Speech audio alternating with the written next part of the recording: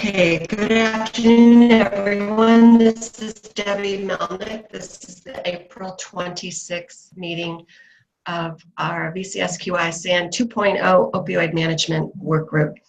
Thanks for joining those of you who are able to participate live on the call today. And you know, this isn't presented like with slides. It's intended to be a discussion group. So please speak up. I'll ask people to join in, but interrupt me, speak up if you've got a question or want to make a comment or share something that's happening in your practice.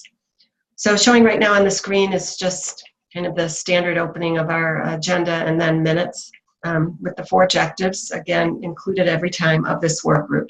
To review, to commit to review prescribing practices of opioids, to review, understand, and adapt several tools that are already available, to implement a prescribing protocol and encourage clinicians to take the national pledge, and to share resources and learn from each other.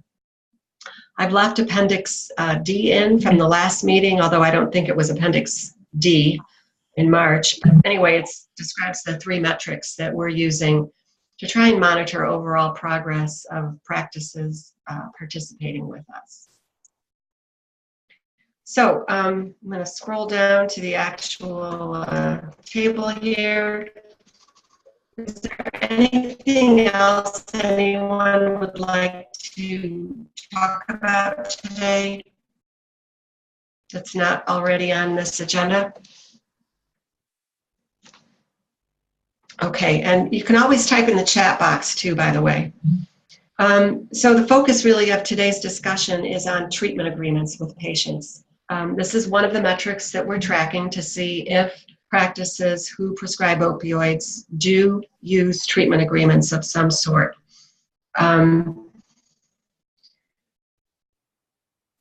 don't know if any of you had the chance to read the article that I included a link to here, but it raised all kinds of interesting issues about patients who need opioids who either are being cut off from their prescribers all of a sudden, or are asked to sign such treatment agreements. It's kind of a lengthy article. It's the top of the front page, top of the fold, and then it's 2 entire inside pages, but very interesting. But one of the things that hit me as I was preparing this agenda and reading this was how chronic pain patients who have been taking opioids correctly, so to speak, as prescribed, are now being asked to sign these treatment agreements, and they're insulted. They feel like they're being treated as if they're an addict and don't understand, what this is all about.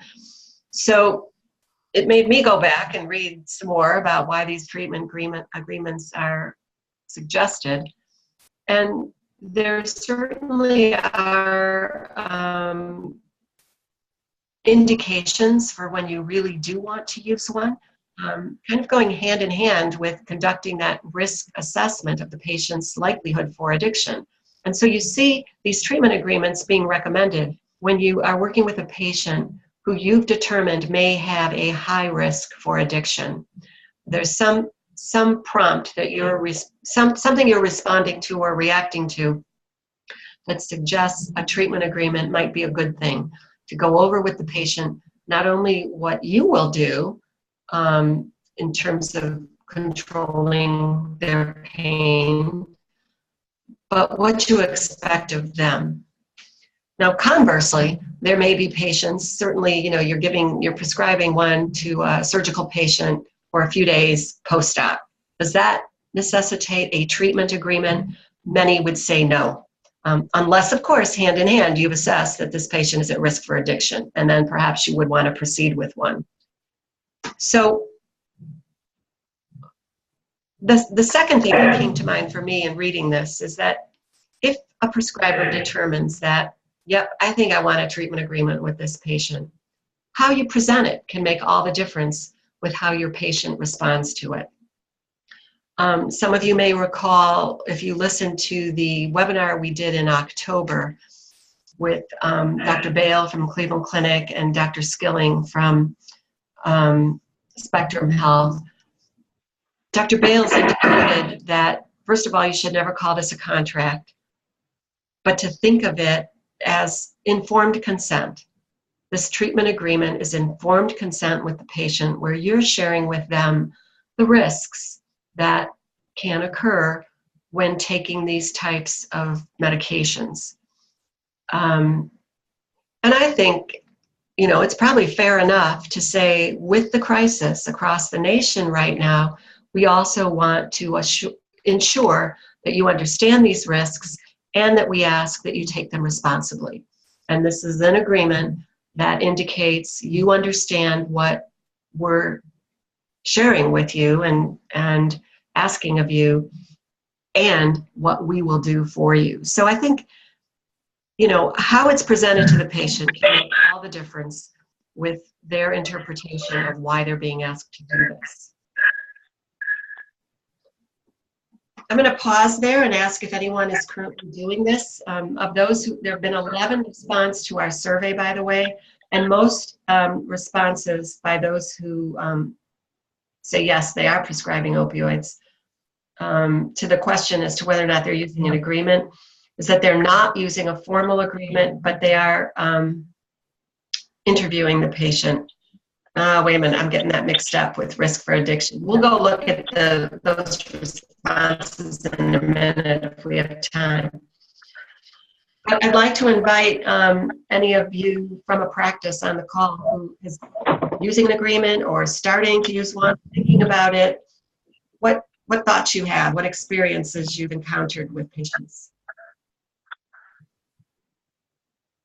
Debbie, it's Victoria from Dr. Gennaro's office. We don't presently use an agreement. We really don't prescribe a lot of pain medication. I think if I'm asked to prescribe maybe once every 2 or 3 months, that's a lot. And we really only give them like a week's worth. So is this something that we should be separating the 2 times that we prescribe opioids?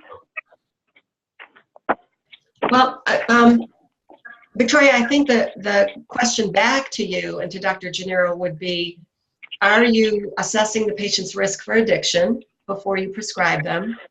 And if you sense a high risk but believe they need it for that week period of time, you might want to proceed with some version of an agreement. Okay. Simply because, you know, if they've got a history of it, if you think they're doctor shopping, I mean, now I'm getting into the negative stereotypes, I understand, but then you might want to be a little more explicit with the patient as to the risks and the expectations of them for taking them. Yeah, we defer a lot to pain management. Yep. You know, if it's something, you know, after that initial prescription, then we immediately just refer them to pain management. That's probably a good idea. They're the ones who are increasingly more versed in treating pain, whether it's with medication or otherwise. Yeah.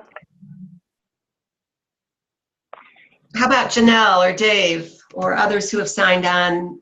I don't know what, Jennifer Whaley, I see you're on, and there's another phone number, but maybe that's you, Jennifer. Yeah, I had to call in because my computer doesn't have speakers, so I can't hear you.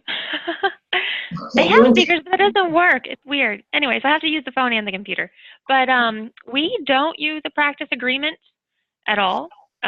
We don't really get consent for the patients either because we do heart surgery and they want their pain treated.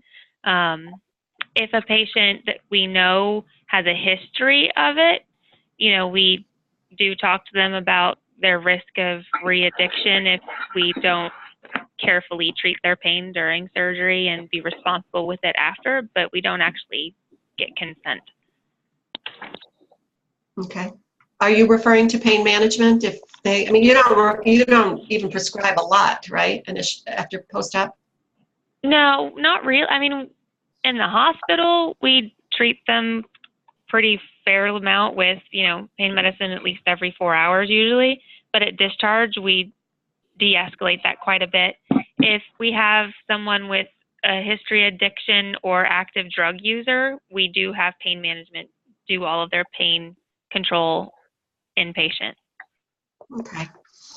but we don't refer them to pain management outpatient. If we call pain management for you inpatient because of your addiction issues, the pain management doctors that follow you in the hospital will prescribe them a regimen outpatient for post-op, and then we follow them in clinic for their pain. And if there's anything other than that, then we'll send them back to pain management if we need additional help weaning them off. But they won't routinely follow up with them outpatient. Mm-hmm.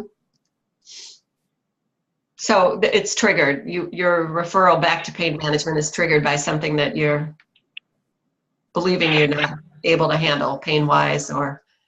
Yes. Yeah. Okay. Yeah, this is Dave. I would say that our our practice is very similar to what Jen just described. We treat the acute pain in the hospital. Something that I've been thinking about since being on this group is maybe trying to stratify patients into two groups. There's definitely a certain population who are very painful, but we're trying to facilitate discharge, that we still are sending out on opioid therapy, either 7 to 14 days, depending on like what we're expecting at that like kind of discharge conversation with the patient, versus other patients that we can get away with not sending any opioids on. We don't have any specific treatment agreements like Jen was saying. A lot of it is just assessing current pain based off like the MAR, the past 3 days, like how much are they requiring, and our pre-assessment, pre-op of do they have risk factors for addiction or not. Okay. You're a clinical pharmacist, Dave, right? Correct. Yeah, okay. I see a different phone number that dialed in, 352-861. Can you say who you are and maybe join in on this sharing? Sure. I'm Trish Stevens. I'm with Vantage Urologic Institute. Okay. Is a practice treatment agreement rather something you use, or are opioids prescribed by your clinicians? Not very often. Okay. Okay, you know, I think we have a lot of specialty practices in our project group here, and are often seeing that use of opioids is not extensive. I think we have about 7 or 8 primary care practices now, none of which are on the call today. And so their experience might be a little different, since patients with chronic pain are often asking their, primary care physician to help them manage it. Has anyone else joined in that I've missed on the list, participant list?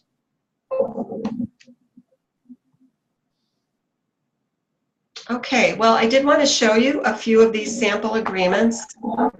I sent them all with the agenda, and the links to them are all in Appendix C. Oops. Come on, open up.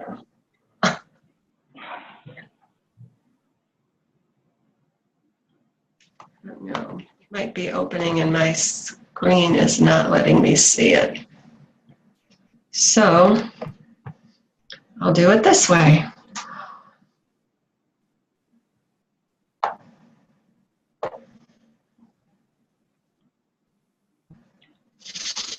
So here's one. Of course, you're going to ask me the source of all of these, and I'm going to have to go find out where they are. But primarily, you'll see that there are a variety of options. In this instance, there are 5 STEM questions with lots of details underneath each one. This is a pretty intensive one, I think. The second page goes on to describe other either warnings about the use of taking opioids, risks, side effects, and then does include both the patient and physician's signature.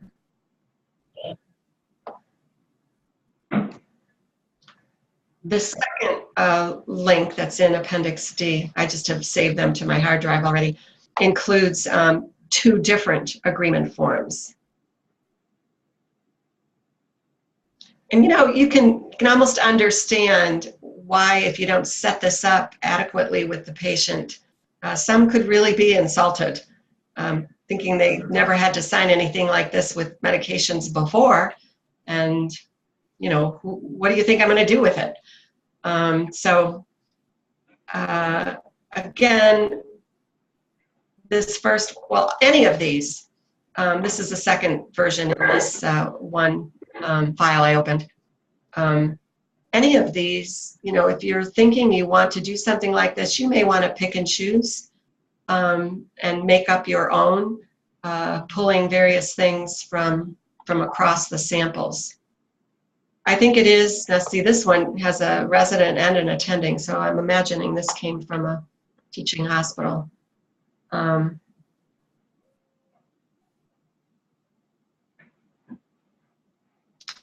I think one of the important things that you see on all of these is that the prescriber and the patient have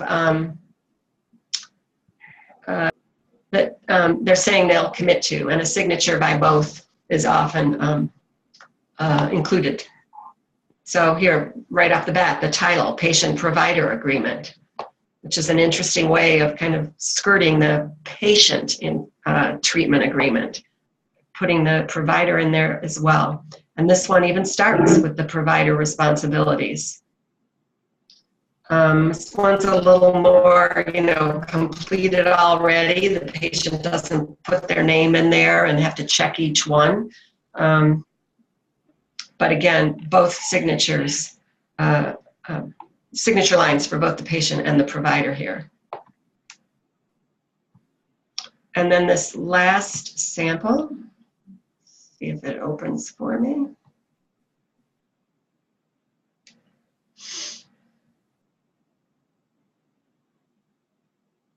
Again, very similar, although again, this one is filling in the blanks. And a little more information on the second page.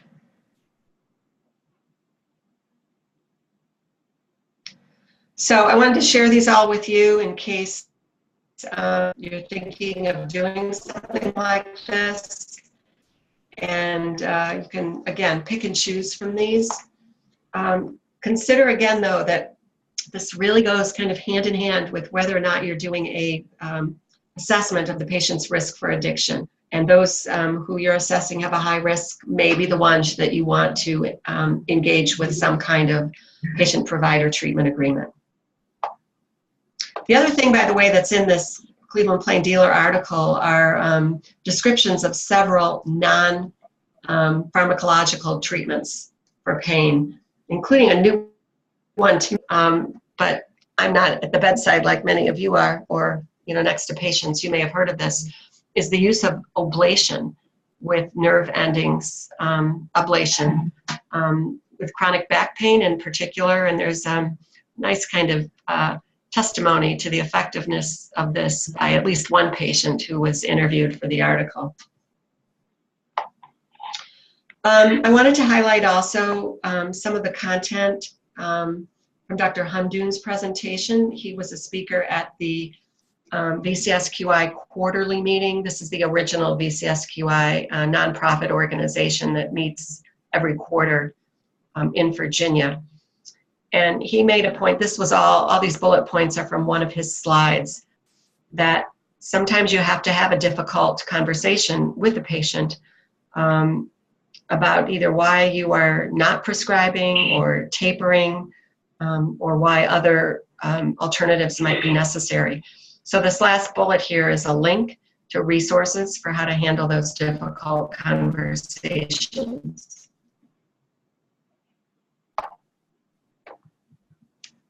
We actually have time. We can go to that and just take a quick look at the types of resources available, if it opens.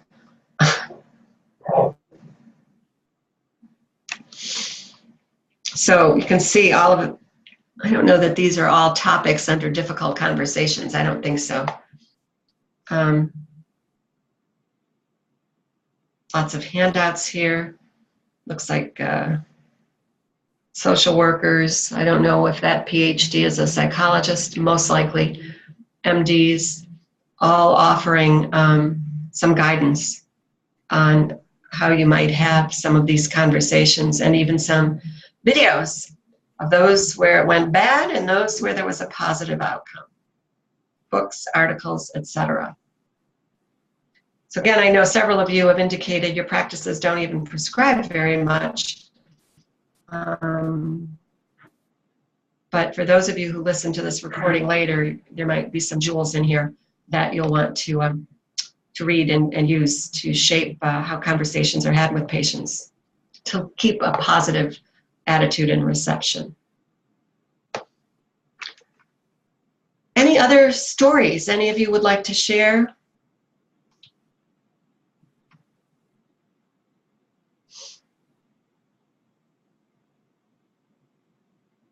Either about treatment agreements or something else you've encountered recently as perhaps your awareness has risen around the opioid management activities, issues. Hey, Debbie, this is Dave again.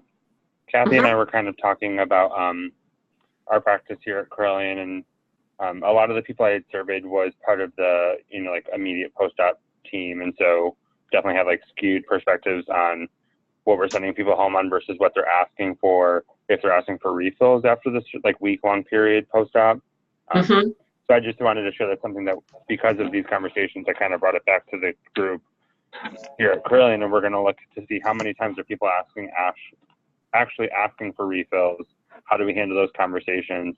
Because I think that might be one population where these treatment agreements would probably best apply,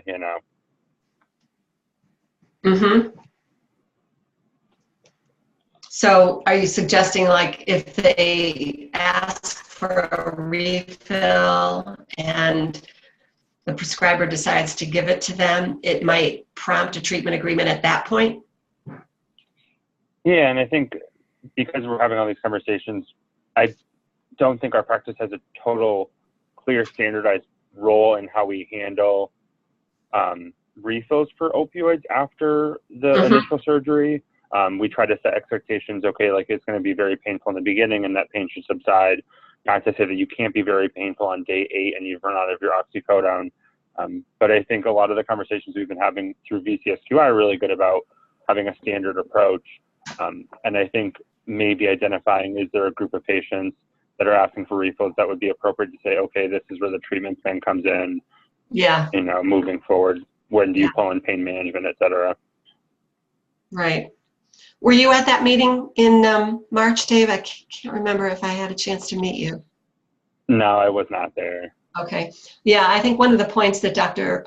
Handoun made, and he's at Virginia Commonwealth University, for the rest of you. He's an MD, anesthesiologist, pain management expert, is that, as you suggested, what you tell the patient up front about their pain can have a big impact too.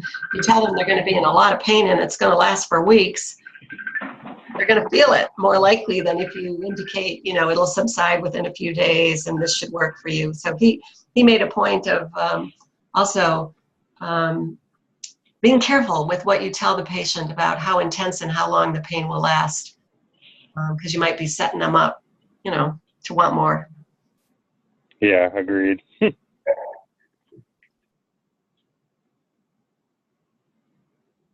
Okay, I know I've been talking to acquaintances who have chronic pain and are encountering things differently now when they go to whoever, their pain management doc even, or a primary care physician. They're getting new kinds of questions they didn't have before, or being asked to, leave a urine sample. So good news is that at least the concern about this is really filtering to the frontline prescribers. Cautious news, as hit me when reading that article, is that some responsible patients may be, paying the price if they get cut off all of a sudden by their prescriber. paying the price for those who are not taking it responsibly.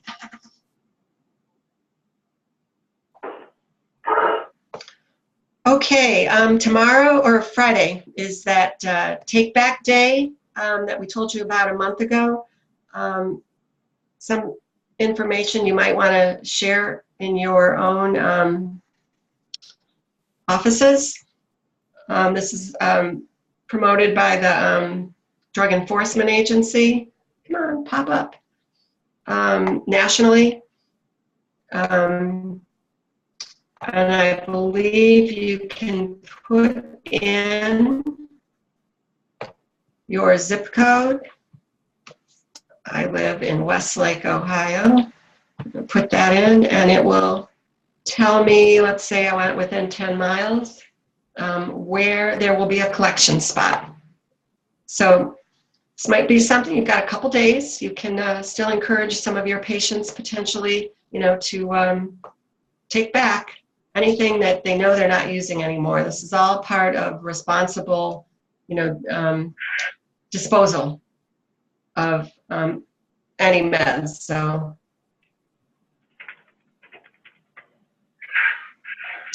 finally, just a couple of updates. We are still in communication with the Society of Thoracic Surgeons on a position paper for prescribing with cardiothoracic surgery patients and thoracic patients. We're kind of waiting on them to make the next step. They're still looking. I think they have selected 2 co-chairs, but they're still trying to cross a couple T's before we actually bring a work group together. So if you volunteered, you haven't missed anything yet. Unfortunately, these things take time.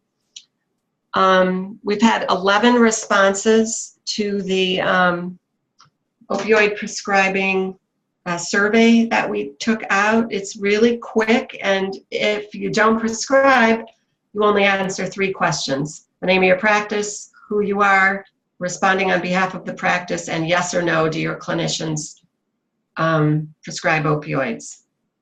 I'm going to do a quick move to that.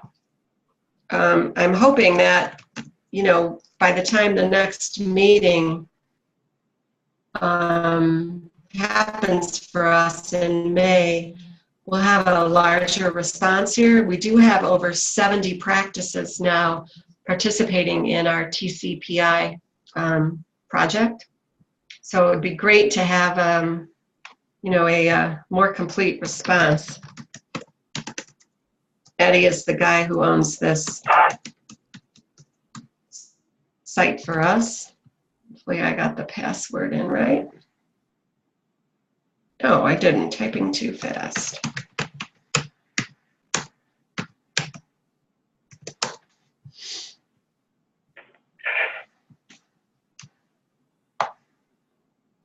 So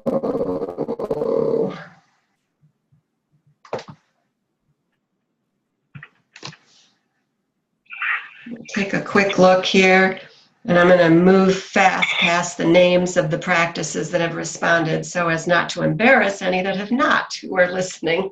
But if you have or not. I'm just going to jump past to some of the questions, and you can see how things are falling, at least across 11 respondents so far.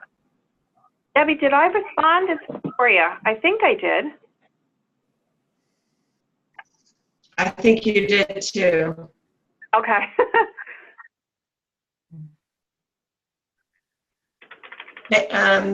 Did child become seated? Yep, you did. Okay, great. Okay. So you see, of the 11 so far, 8 have indicated they do prescribe. So the denominators for the rest of the answers should only be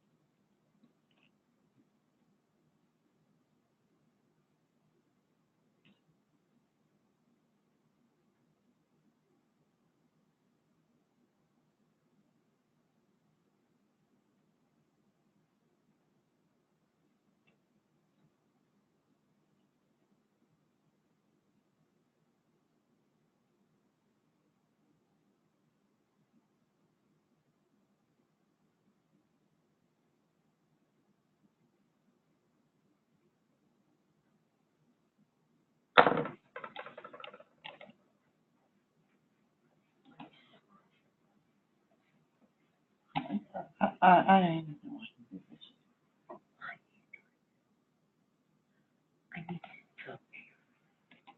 Sorry about that. Hope we didn't fully lose the recording. Well, I'm going to keep moving then fast in case I lose you all again. Risk of addiction prior to prescribing.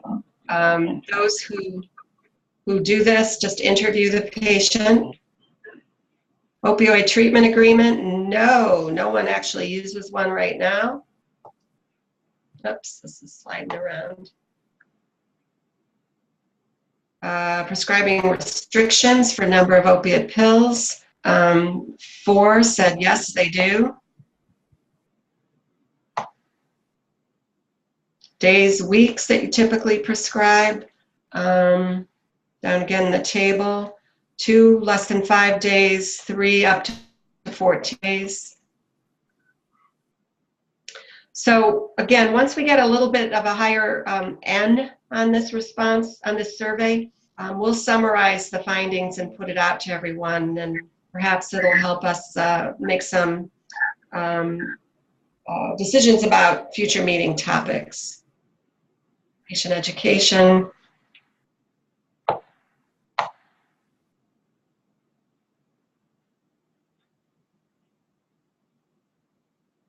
I don't know why this is really jumping all around.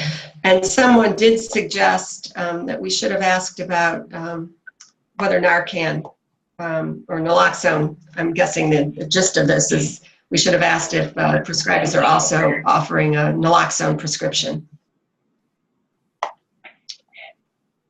Okay.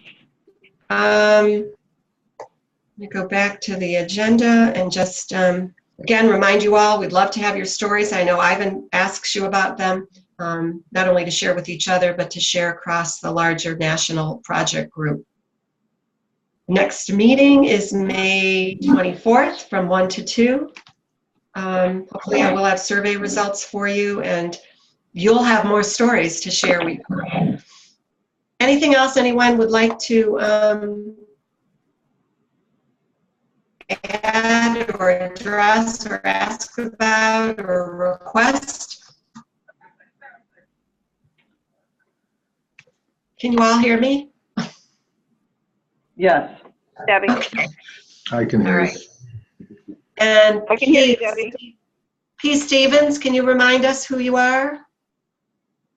Vantage Health, Urology.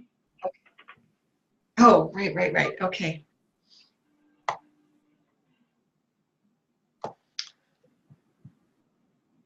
All right. Well, thank you all for taking the time to join. As I've said before, we're going to try and keep these meetings to only about a half hour and record them for those who can't even take the half hour out of their day. As usual, please let Ivan know if you've got ideas or questions or requests for additional help here, and you can always directly email or phone me as well. I Thank you. hope this worked. All right. Bye, everyone. Bye, Debbie. Bye-bye. Take care. Thank you, Debbie. Thanks, Debbie. Bye-bye.